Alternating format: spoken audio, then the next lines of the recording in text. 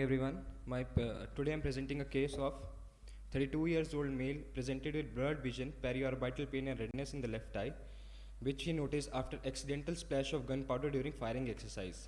It was progressive in nature, associated with watering, photophobia and foreign body sensation. The slides are not changing.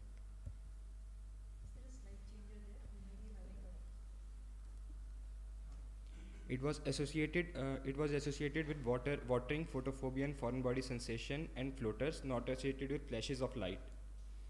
Treatment history: initially, he was treated as central and diagnosed as optic neuritis left eye in view of the disc edema. Treated with optic neuritis with intravitreal methylprednisolone 1 gram daily for 3 days, followed by tapering regime of oral steroids. However, there was no improvement in the symptoms. Subsequently evaluated at another center and diagnosed as panuveitis, treated with oral and topical steroids. 20 days later, patient presented at our center for further evaluation. Past medical history was within normal limits. Past surgical, no intervention was there. General examination was within normal limits. Ocular examination revealed distant visual acuity of 6/9 with no further improvement, and distant visual acuity left eye was 6/36 with no further improvement. Anterior segment examination of left eye revealed 1 plus cells and flare. Fundus examination of the right eye revealed 2 tongue-shaped lesions seen in the peripheral retina, one in the superior-nasal and one in the inferior-nasal quadrant, with pale whitish yellowish black pigmentary changes, flat superficial lesions with well-defined margins and retinal vessels obscuring it. In left eye anterior, there was 3 plus vitritis. Left eye fundus picture revealed whitish retinal lesions with present temporally, circumferentially, extending from 1 to 5 o'clock hours in width, extending from equator to the peripheral retina, having ill-defined margin obscuring retinal vessel with no associated retinal hemorrhages.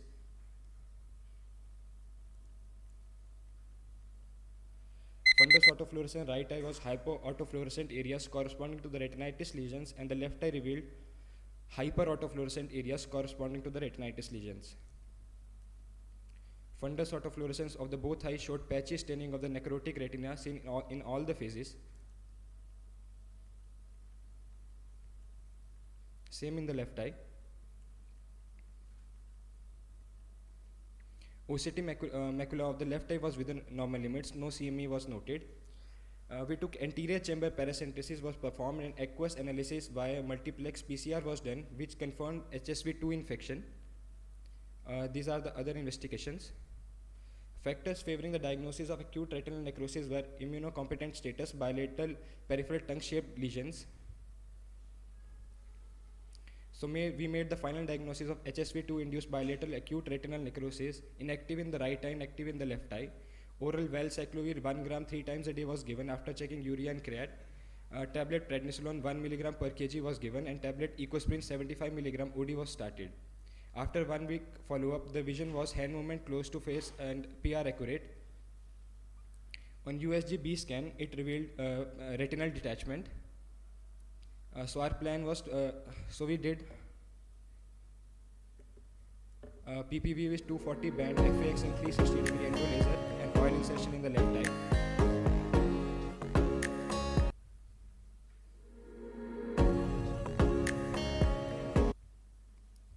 Post-operatively at day 7, the vision was 6/24. In the left eye, prophylactic barrage laser was done for the around the retinitis lesion in the right eye. Post-operatively, the patient's BCVA was 6/24 and healing of the retinitis lesion was noted after the antiviral treatment. So the take-home message is, any disc edema, especially with vitritis, always examine the peripheral retina with indirect ophthalmoscope. Thank you.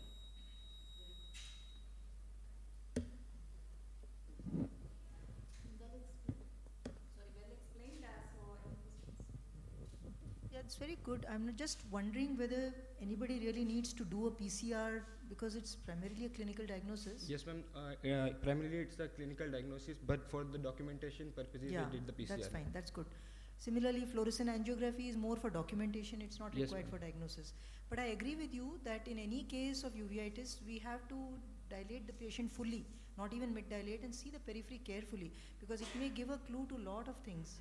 And this was very classical case. Yes. But why did you have to do a B scan to detect an RD when media was clear? Just for the documentation purposes, Again, we for the have added. documentation. Okay, that's good. Because otherwise you can see the RD Yes, ma'am. actually. RD was visible, ma'am. Yeah, so whenever we take a patient of acute retinal necrosis for treatment, we should tell them that even if we are able to treat your infection, you are always at risk for retinal detachment even few months down the line. Even when you recover good vision, the retinitis has healed, there is always a chance in these cases to develop a retinal hole down the line and develop a detachment suddenly. So they should be mentally prepared for surgery starting with the first visit and continuing throughout the other visits. Yes, ma'am.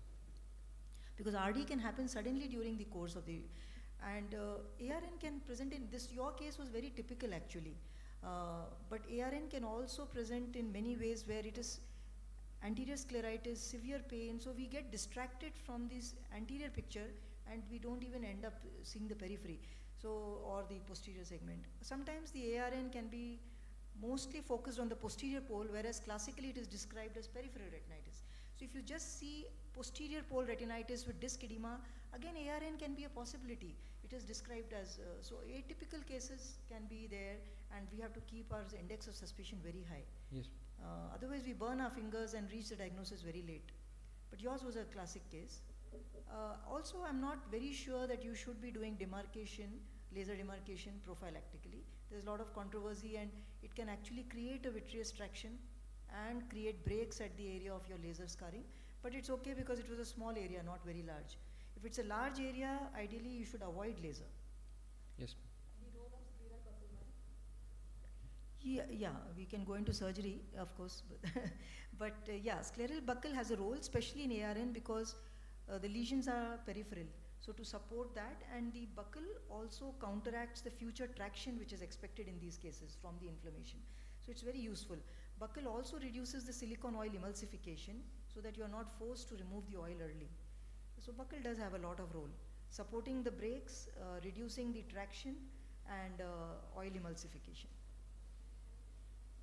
And minimizing cryo in these cases is very important because that causes further thinning of the retina and inflammation increases. So you may use cryo, but it has to be minimized, more of laser rather than cryo. And use a longer acting silicone oil because we may have to keep the oil for longer in these patients.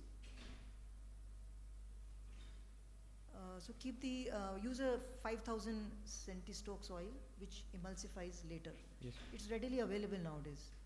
So in these patients, ARN, CMV retinitis, we prefer to keep the oil longer because the disease may reactivate or breaks can form in the thinned retina down the line. And we also may like to keep them on steroids perioperatively, even post-operatively. So any other questions from the audience? We move to the next. Yes, please. So if I encounter a patient who is PL negative in one eye, other eye has no evidence of AR, then what should be the dose of paracyclovir? Should it still be continuous or should it be at a lower dose? Because it's a unilateral case? So one eye is PL negative, there's no point of actually saving that eye, and Mm. the other eye has no lesion. So then should I go with the Oh, prophylaxis you're talking about. dose should be maximum, or shall I start with small? I mean, I can't answer that with authenticity, but I guess you could just start with a maintenance dose, which is 1 gram TID for 6 weeks or something like that. Or you may not. I mean, you are going to target treatment for the PL negative eye also. You can't leave it inflamed. Yes, but So for that, you need to treat properly.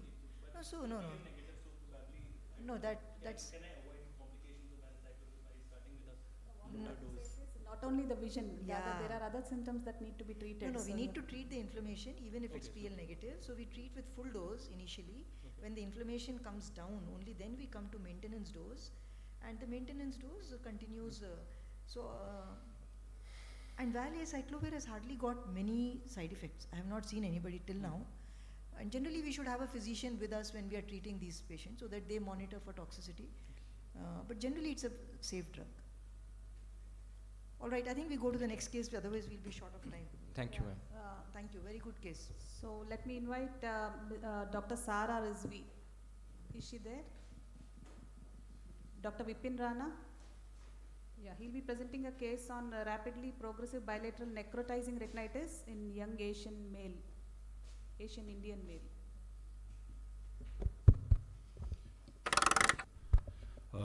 Good morning, everybody. Today I shall be presenting one of the rarest cases seen in the world. So, my patient was a 27-year-old male patient. He was soldier by profession and presented with complaints of diminution of vision in both eyes, which was rapidly progressive and was sudden in onset and painless, associated with redness, and there was no significant negative ocular history.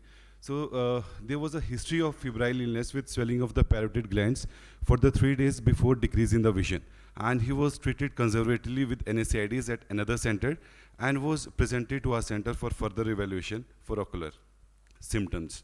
So there was no significant personal and the family history, and general and systemic examination post this mumps infection was normal. So the ocular examination, the distant visual acuity best corrected in both eyes was counting finger close to face with accurate projection of rays, and in anterior segment there was flare 2+ in both the eyes. On fundus examination, this was a very classical picture, which it was a gyroid shaped cerebriform lesions, which were mainly perivenular and extending from disc through the fovea through the posterior pole to the mid periphery. The similar picture was seen in the left eye also.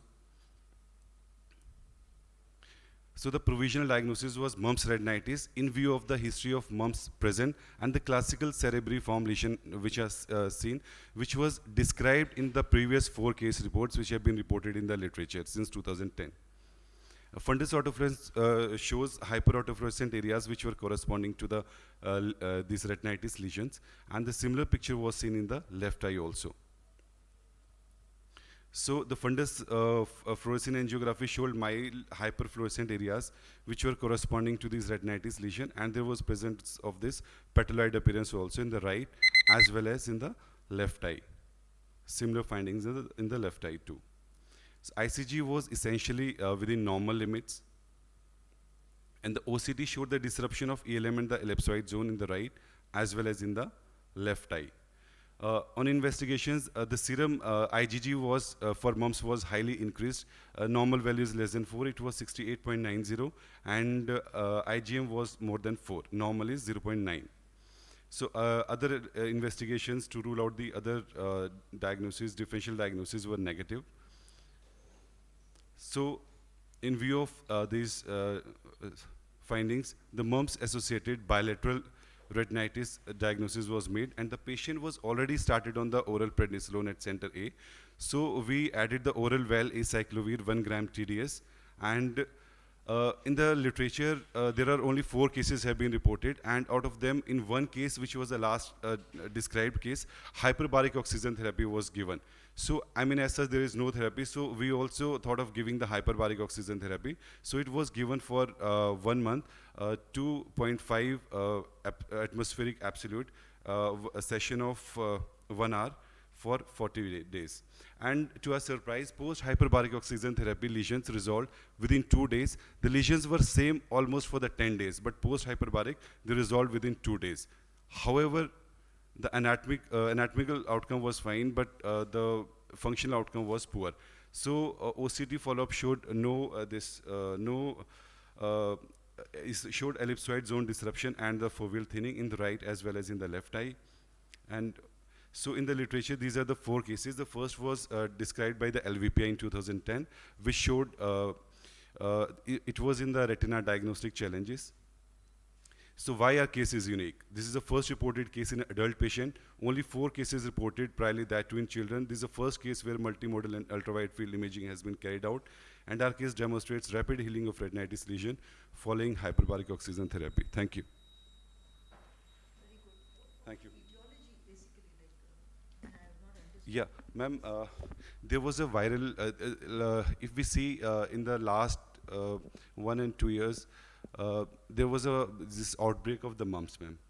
So he had a mumps infection, which we analyzed from where he catched up the infection. So the incubation period is 35 to 40 days.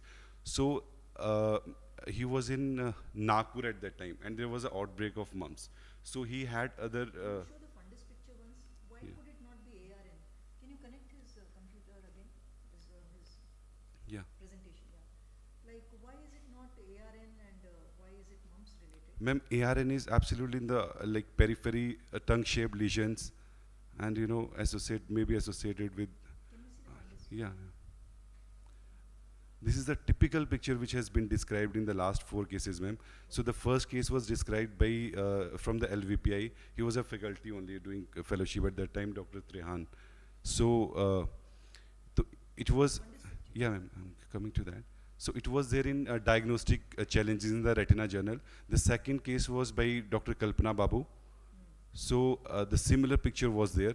And the third and fourth cases are from the Tunisia. So in fact, I had a word with with all the authors from the Tunisia and with the Dr. Trehan also, ma'am. So this is a very classical picture of the mumps. Very good. Yeah, this does not look like ARN. Yeah. And this valaciclovir works for the bumps virus? No, ma'am. Nothing works. Actually, nothing works. But in all the cases, I mean, valcyclovir was given. So, I mean, instead of giving nothing and just telling the patient you'll go blind, so we have to do something. So it's an immunological phenomena rather than. Ma'am, viral the theory which has given is direct invasion, immunological, or combined. It's just a speculation. Steroids was added for this? Steroid was added, ma'am. Any role for intravitreal antiviral like ganciclovir or foscarnet? Nothing, ma'am. Nobody has tried. No. And all 4 cases were children. He was the first adult. Very good, excellent. The documentation is also very good. Thank you so much, ma'am. Rare case. Yes. Very nice. Sure. Thank you so much. Very good. So There's no retina detachment described in this.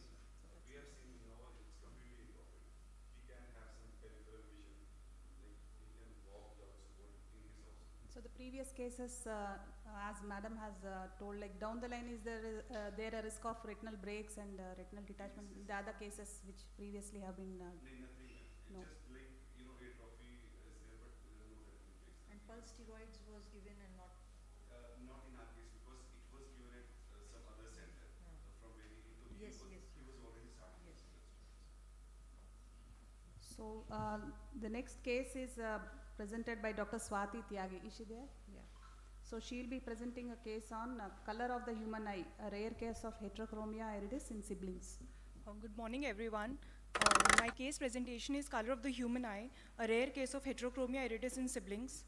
Waardenburg syndrome, having Mendelian inheritance in man number 193500, is a rare genetic condition determined by the absence of melanocytes from eyes, hair, and the skin, that is, the neural crest-derived tissues. The main clinical manifestations include facial anomalies, pigmentary defects, and hearing loss. There is an equal male to female ratio with no racial or genetic predilection. 4 subtypes with specific diagnostic criteria have been described. 5 major and 5 minor criteria have been established. The major criteria include congenital sensorineural hearing loss, affected first-degree relative, white forelock, dystopia canthorum, pigmentary disturbance of iris, including complete heterochromia, partial, or brilliant blue irides.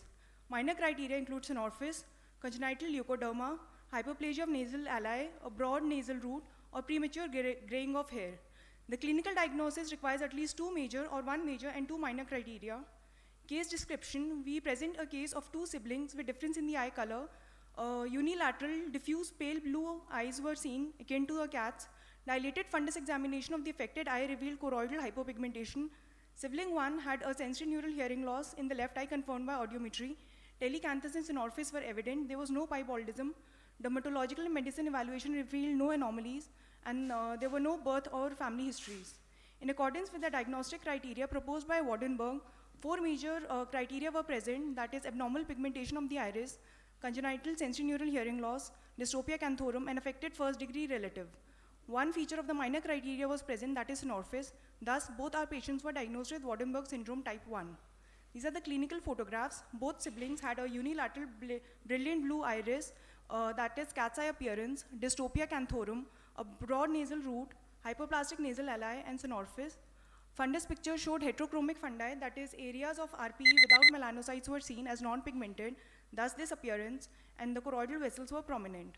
Pure tone audiometry of the sibling 1 revealed a profound sensorineural hearing loss with a dead left ear, while the audiometry of the sibling 2 was within normal limits. Discussion, Waardenburg syndrome was first described by Dutch ophthalmologist Petrus Jonas Waardenburg in 1951. The reported incidence has been 1 in 40,000. However, it is under-recognized and on rise with the increase in consanguineous marriages. Oculocutaneous pigmentary anomalies are present. Diagnosis is essentially clinical. Not every case expresses all clinical manifestations. Formic-Fruste conditions are relatively common. There's no definitive treatment. However, sensorineural hearing loss, bony anomalies, and Hirschsprung disease are potentially serious conditions which significantly deteriorate the quality of life. Genetics, Waardenburg syndrome has a full clinical spectrum wherein every case is unique in its features. It has an autosomal dominant inheritance with only a few de novo cases reported. It has an incomplete penetrance and it is a genetically heterogeneous disorder. These are some of the previously reported cases in the literature.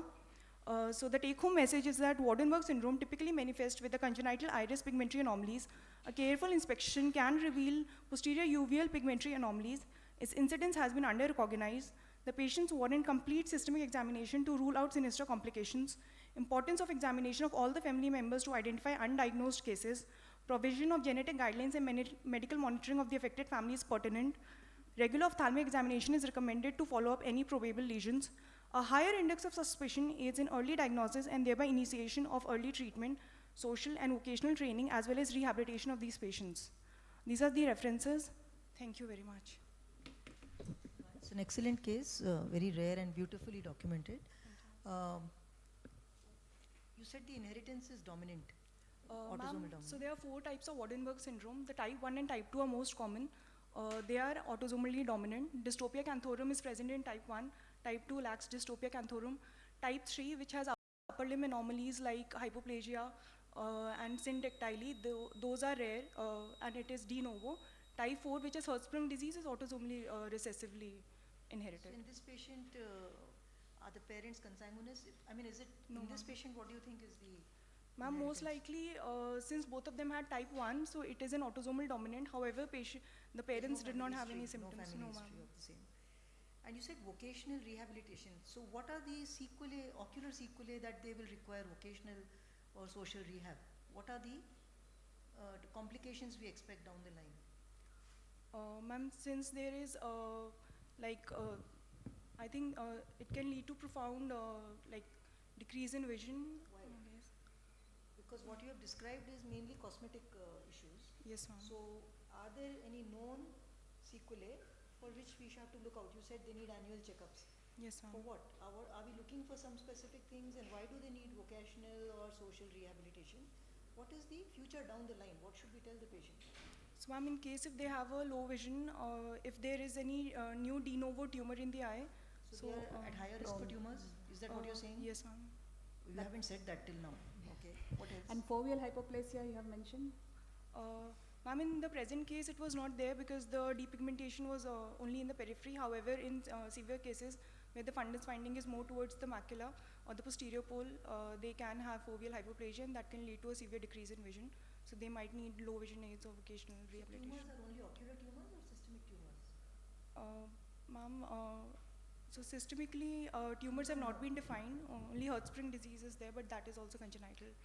So we don't know what are the ocular sequelae of this problem, basically. Yes, ma'am. Except maybe foveal hypoplasia is an association, Yes, ma'am. which will be there by birth. It will not develop later on. So, okay. Very good. Okay, thank Good you. cases. Thank you. Dr. Subhajit Chakravarti. Madam, you are next. Yeah. Dr. Malika Goyal will be presenting a case on large peripapillary choroidal granuloma.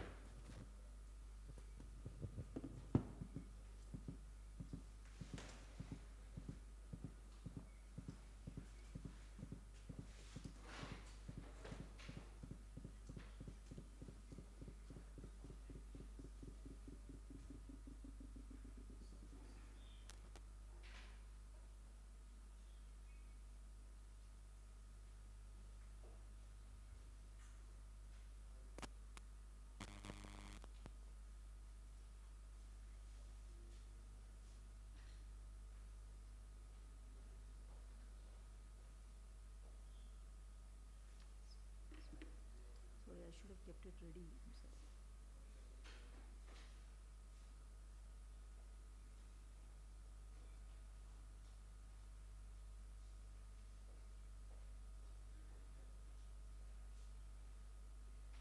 Okay, so I'll speak about a peripapillary granuloma in a immunocompetent young male, a 30-year-old male with rapid vision drop in the left eye, uncertain amount of pain, not much, no other complaints or systemic diseases, no other relevant history. And the right eye was normal. The left eye showed a large peripapillary granuloma with RAPD. The anterior chamber was quiet, trace vitreous cells. There was a hemorrhages over the granuloma, some macular edema, and an inferior exudative retinal detachment. And the OCT through the granuloma showed the choroidal elevation. The B scan images were lost for some reason. So we had the diagnosis of nodular posterior scleritis, which was my first diagnosis because there was some pain, choroidal granuloma or lymphoma. So we investigated him for infections, the routine, most importantly TB, syphilis, HIV, and for the less common Lyme, rickettsia, leptospira, toxocara, and cat scratch. Autoimmune panel, sarcoid, SLE, and GPA or vaginas. And for malignancies, a whole body PET CT. For any other active inflammatory or malignant lesions, MRI brain was also normal, and a lumbar TAT for infections or malignancies. And we also did start him on IV steroid, pulsed steroid. In 2 days' time, the pain had resolved, and the vision had slightly improved from 2/60. But there was not much change in the granuloma height or in the lesion height. The TB-related tests were negative except the CT chest, which showed some evidence of past infection. So the pulmonologist was consulted and felt that he would benefit from ATT based on the chest CT. So which we made a diagnosis of presumed ocular tuberculoma. And why not sarcoid in this case, which is more common actually, but because it did not respond to the IV steroids the way we would have expected with sarcoid, and AS and calcium were normal. So he was started on the 4-drug ATT. He was also advised oral steroids with ATT, which he did not take.